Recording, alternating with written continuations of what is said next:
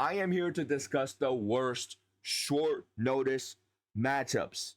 These are the guys that when somebody falls out and their name comes across with a contract, you're like, I don't know about this one, man. These are the tricky customers of the UFC. So here I have a little bit of a criteria. Okay, they have to take short notice fights.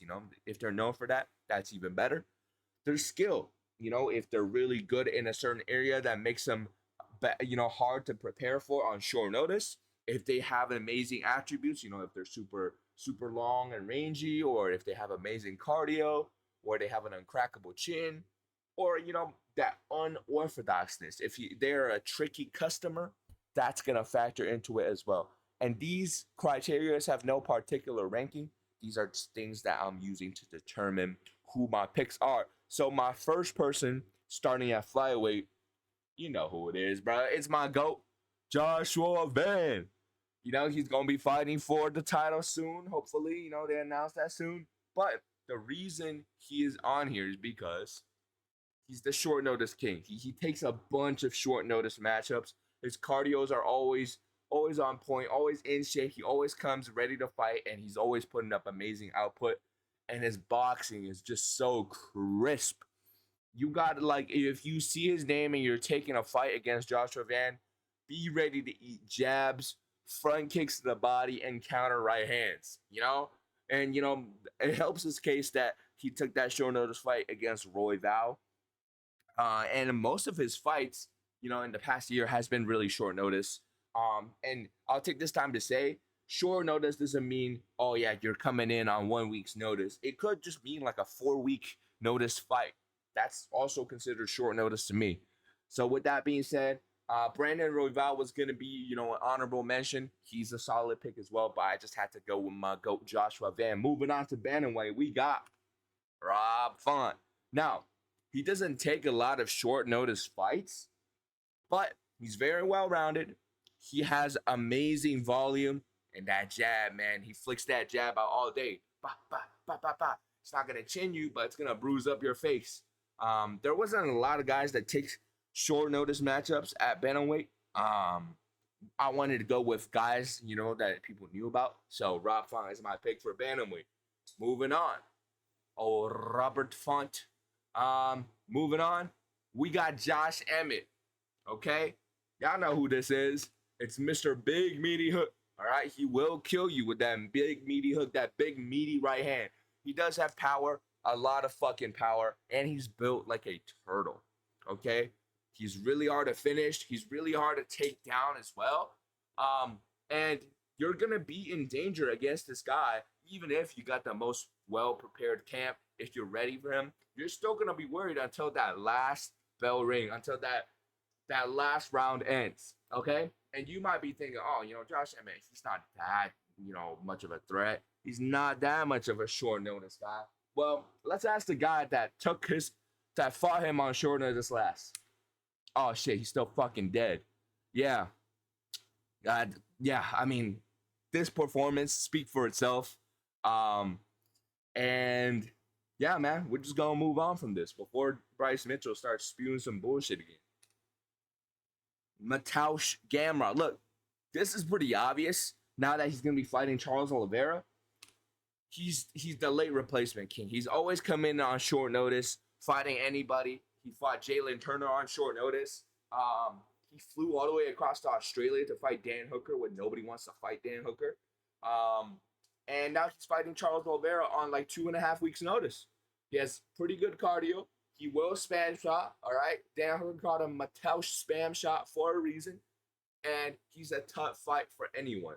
His well-rounded skill set makes him a tough fight for freaking Mauricio Huffy or Islam Makhachev. Anybody in this division is gonna be like, Gamrot, I gotta put in some extra work in camp for this guy.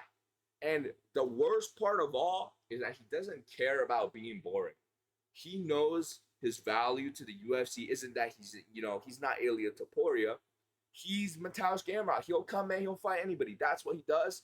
And he will hold you against the fence for a win. That makes him a bad opponent to be fighting on short notice. Moving on to welterweight, man.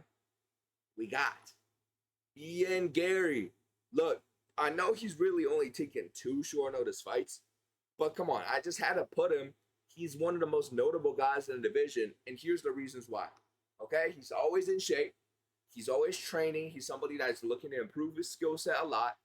He's super well rounded, especially if you're a welterweight. You normally don't see that in welterweight. Even though you do, but in the higher weight classes, you don't see these guys being super well rounded.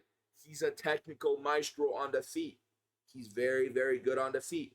And he's got the grappling, his jiu-jitsu's on point, and he also doesn't care about being boring. He will dance around against Jeff Neal.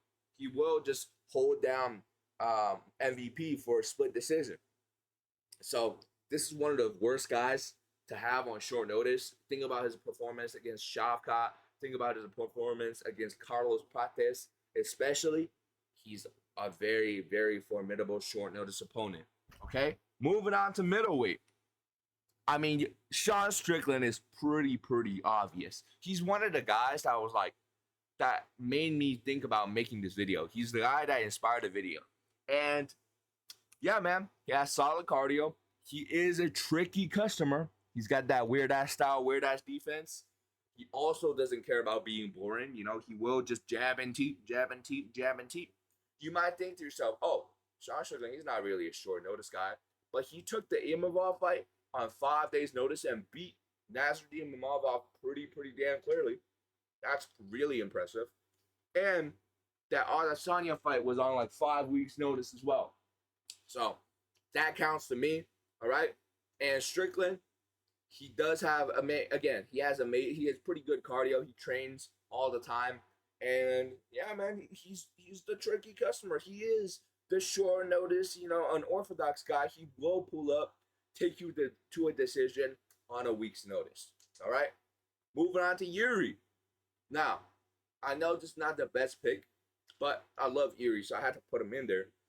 And he's light for the weight class, so he will make weight. And as we're moving up, into heavyweight in these heavier weight classes, that's important to be able to make the weight. Even though he hasn't taken that many short notice fights, the only one that really comes to mind being the second Alex Pereira fight. But he has a weird ass style as well. He is a tricky customer, just in terms of how weird he is. He's not a guy that you'll be training for at all. And he's super powerful, super durable, and he's always looking for a finish. He's kind of like a mix of Josh Emmett and Sean Strickland in terms of their the quality that makes him a tricky customer on short notice. You cannot relax in front of Jiri because he will hunt you down. All right? The storm might not be perfect, but it was a storm. Okay? And his fucking stomach looks so weird in this. Why does it look like that? Anyways, moving on to the last guy for heavyweight. I had to pick this ugly motherfucker. Nobody really takes a lot of heavyweight fights on short notice, So I had to throw Almeida in there. I could have put Tom, but he's the champion, so I was like, that's not really a good one. But Almeida, he's light for the weight class. He is ugly as fuck, and that plays into it because you're staring at him across from you in the octagon. You're like, damn, this guy's ugly. You're not going to be focused on the fight. He's strong as shit, and he will just hold you. He doesn't care about being boring either.